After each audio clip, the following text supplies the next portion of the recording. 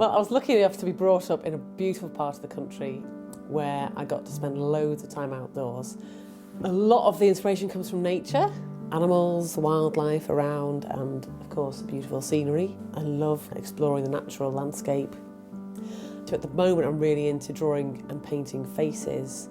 I spend a lot of time looking at their eyes and really trying to capture a bit of attitude in them. I'm working a lot with ink and splashing and making really organic marks, and then I take those marks and layer them up. My work is full of colour. I absolutely love working with colour. But recently I've been working for this particular project in black and white only, and it's been a great kind of challenge for me. So it's been great to just step outside and take inspiration from my garden and the birds that visit. Within nature, as you get a lot of repetitive patterns, but also I've been working very organically, just making shapes and seeing how the drawings develop as I work across the page.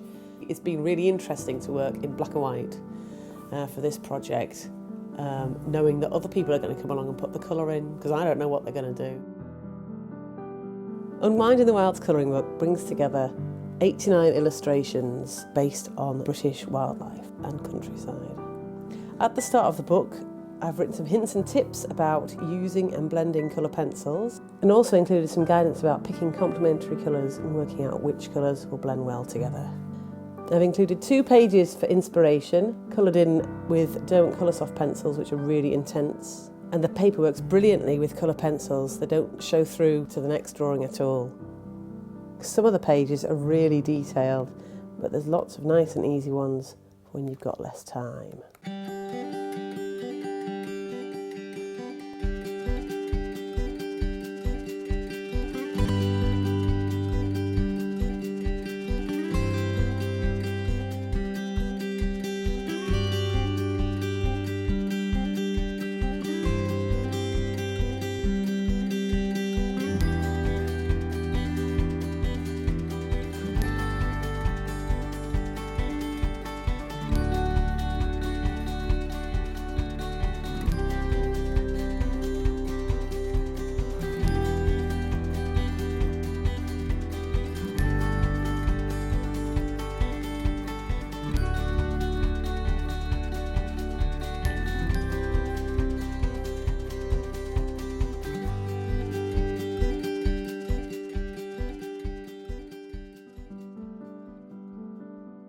I'm going to run through some hints and tips for colouring in with colour pencils.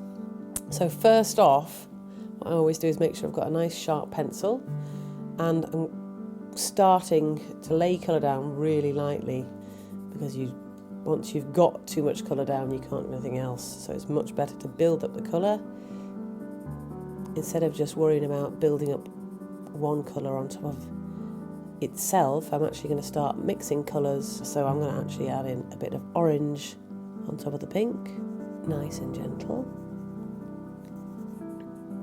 So in the end, once I've built up the colour, we're going to end up with a much stronger depth to this area.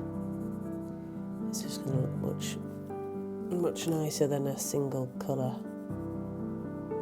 I've lost count now, but I think I've probably done about maybe 8 layers.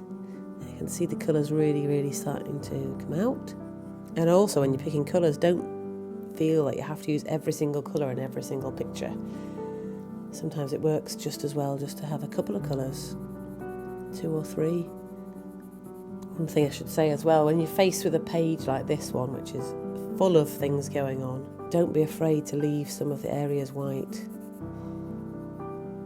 So with colour pencils, you've got the option to add a bit or have more control about the shading, so darks and lights, which makes the piece pop off the page a bit more.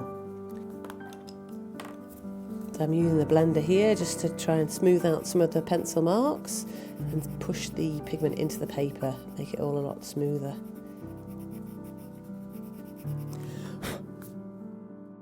And of course you can find all these hints and tips in the book.